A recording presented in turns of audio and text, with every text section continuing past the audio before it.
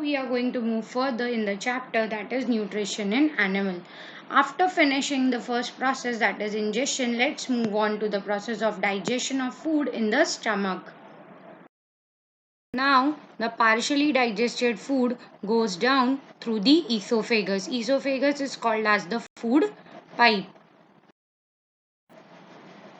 Now here food is pushed forward in the canal due to the rhythmic contraction and relaxation of the muscles in the esophagus. I told you alimentary canal is a muscular organ. So here you know that the entire esophagus is made up of muscles. So because of which the food can pass through it, okay? And when it is passing, there is a rhythmic contraction and relaxation which is created, which helps to push the food forward.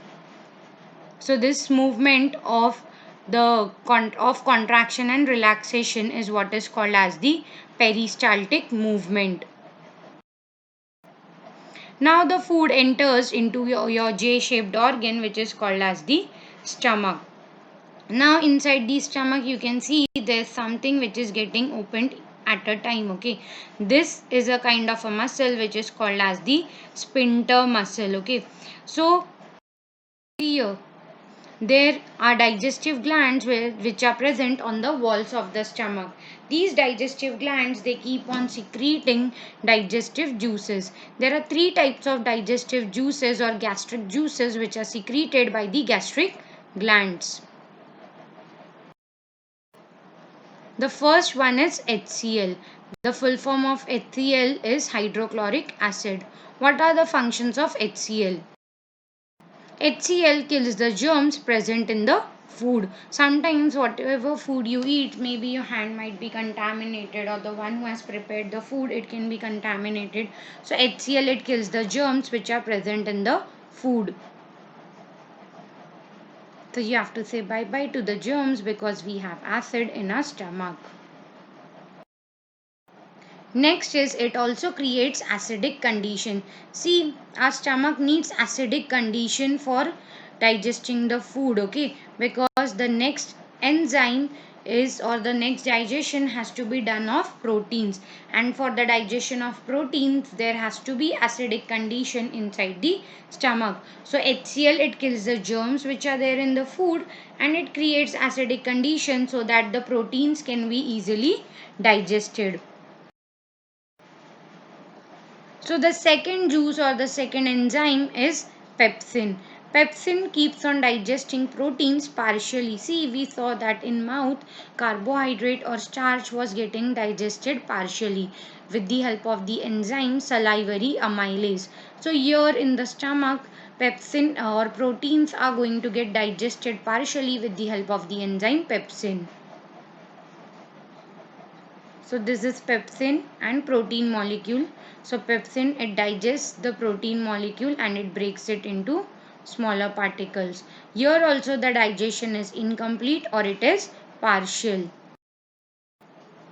The third juice is mucus. Now the stomach has secreted so much acid, okay? So there is a chance that the walls of stomach can burn. So to prevent the inner lining of your stomach from the action of acid, we have this viscous slippery fluid which is called as mucus. So we know that there are gastric glands in the stomach, and the three gastric juices which were secreted are HCl, pepsin and mucus. HCl, it kills the germs present in the food, and it creates acidic condition for the digestion of proteins. Whereas the second enzyme is pepsin. Pepsin breaks down proteins partially in the stomach.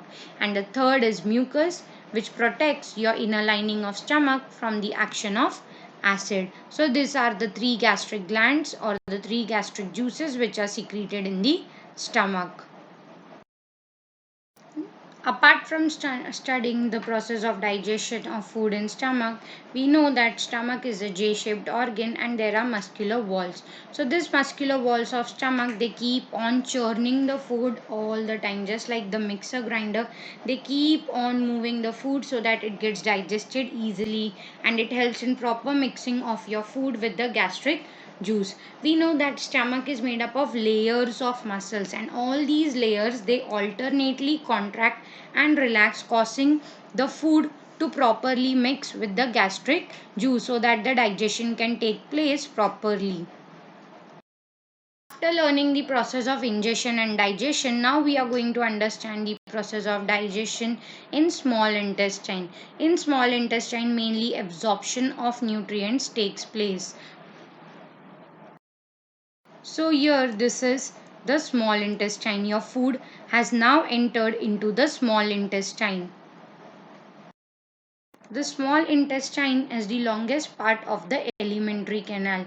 It is approximately up to 5 to 6 meters long, and this small intestine is fitted into a compact space in the belly, that is inside your abdomen, by extensive coiling. So it takes lot of twists and turns, and then it sits into your abdomen, and it is the longest part of your alimentary canal. You may wonder then why it is called as small intestine. It is called as small intestine because of its smaller diameter. The diameter of the tubes is very small, therefore it is called as small intestine. But it is long. We know that it is 5 to 6 meters long in diameter. Now what will happen in small intestine? The complex food, that is carbohydrate, fats and proteins, are going to get fully digested into your small intestine. We have seen that the carbohydrates get partially digested in the mouth. The proteins are partially digested into your stomach. Now the digestion of fats will begin into your small intestine, and whatever digestion was incomplete or partial, that will also get completed inside the small intestine. For the digestion of food in the small intestine, we need alkaline medium. We saw that the stomach creates acidic condition for the digestion of proteins. Similarly, inside the small intestine, the food which is received from the stomach, it has to be first made alkaline. We know that these are the parts of your digestive system. You can see stomach, then on the right upper side of the stomach you have liver, then you have a pear shaped gland called as gallbladder, and behind your stomach you have the pancreas. Liver is the largest gland in the body, and it secretes bile juice. This bile juice, whatever is secreted by the liver, is getting stored in the gallbladder. Whenever food enters the small intestine, what happens is the gallbladder kind of gets a signal, and it starts releasing bile juice into it through a duct, through a tube. What does bile do? Bile, it makes your food alkaline. First thing, it changes the pH of your food from acidic to alkaline. And second is it breaks the large fat globules. Till now we have not seen the digestion of fat. So here in your small intestine, the large molecule of fats, they are getting broken down into smaller ones. This helps to increase the action of enzymes. Here you can see how the large fat molecules are getting broken down into smaller particles. Then you have pancreas. Pancreas, they secrete pancreatic juice. Just like stomach had gastric glands which secretes gastric juice, similarly pancreas, they secrete pancreatic juice. The bile and the pancreatic juice, they enter the small intestine through a common duct, through a common tube. At the same time, you can see the bile and pancreatic juice, both of them will enter the small intestine, and they try to convert the food. The pancreas, they secrete three kinds of pancreatic juice that has three digestive enzymes. The first one is trypsin. Trypsin, it digests proteins into amino acid. Digest means it breaks down. So when protein molecules, they come in contact with trypsin, they are digested into amino acids. The second is lipase. Lipase generally acts on fats. Okay, it breaks down fats into fatty acids. So this is how fat molecule is getting digested into simple molecules of fatty acid. And the third one is pancreatic amylase. This pancreatic amylase, it acts on carbohydrates. Just like in mouth you have seen how salivary amylase, it break down starch into simple sugar. Same way your pancreatic amylase will break down carbohydrates into glucose. So now finally your complex food has got broken down into simple food molecules. So now inside your small intestine, the food that was complex, that is difficult to absorb, is now getting broken down into simple molecules which are easy to absorb. So here in your small intestine we can see carbohydrates is getting broken down to glucose, fats are getting broken down to fatty acids, and proteins are getting broken down to amino acids. Thus the food is completely digested in the small intestine. Understanding how the complex food is broken down into simpler food molecules, we are going to see that how when the digestion is completed, how absorption of nutrients takes place in the small intestine. Now the digested food passes down through the small intestine. Inside the small intestine, there are numerous finger-like projections which are called villi. This is how villi looks. The villi is arranged in such a pattern because it can absorb more surface area. More surface area means more absorption of food.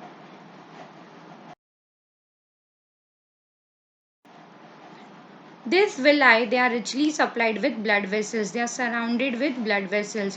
So what happens is when the food comes in, the absorbed food is taken to each and every cell. So villi, it takes the food molecule as it has blood vessels surrounding it. Then it will take it to the cells. Inside the cell, it is utilized for obtaining energy. And we need energy to perform our day-to-day activities.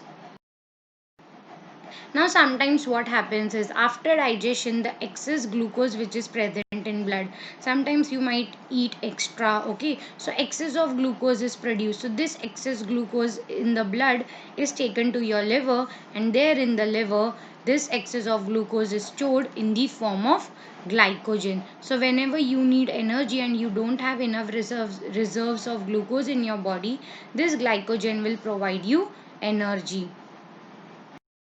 After understanding ingestion, digestion, absorption, assimilation, we are going to see the activity of large intestine. Now inside the large intestine, the undigested food and the residue of digested food, they'll pass into it, okay. So the food which was not digested or which remained or the waste product will pass into your large intestine. This is how see it is passing in the large intestine. Now, large intestine does not have any specific function in digestion. It is 1.5 meters long. Just like your small intestine, the large intestine also has villi, which does most of the work of absorption of water and minerals. So, when the food passes through the large intestine, suppose if there are some useful molecules of water and salts, they are going to get absorbed into your large intestine. So this is how the molecules or useful molecules are getting absorbed. The rest of the material is thrown out from the anus. The remaining waste passes into the rectum and remains there as semi-solid feces. The fecal matter is removed through the anus from time to time. This is what is called as egestion. So the exit is again regulated by a muscle which is called as the sphincter muscle. So here we finish about the digestion. Now here I am going to tell you about one interesting phenomenon, that is diarrhea. Sometimes you may have experienced the need to pass watery stool frequently. This condition is what is known as diarrhea. It can be caused by an infection, food poisoning or indigestion. It is very common in India and particularly among small children. Okay. Now what happens is under very severe conditions it can even take your life. It can be fatal. This is because loss of water and salts continuously takes from your body. So diarrhea should not be neglected. Even before a doctor is consulted, the patient should be given plenty of boiled and cool water with a pinch of salt and sugar dissolved in it. So, whenever you have diarrhea, you have to take this solution. You can take a glass of water, you can boil it, and little amount of salt and a pinch of sugar should be dissolved in it. This is what is called as ORS, or oral rehydrating solution, which is very very important. So here we finish about the digestion. We have seen all the processes or the 5 steps, that is ingestion, digestion, absorption, assimilation and egestion.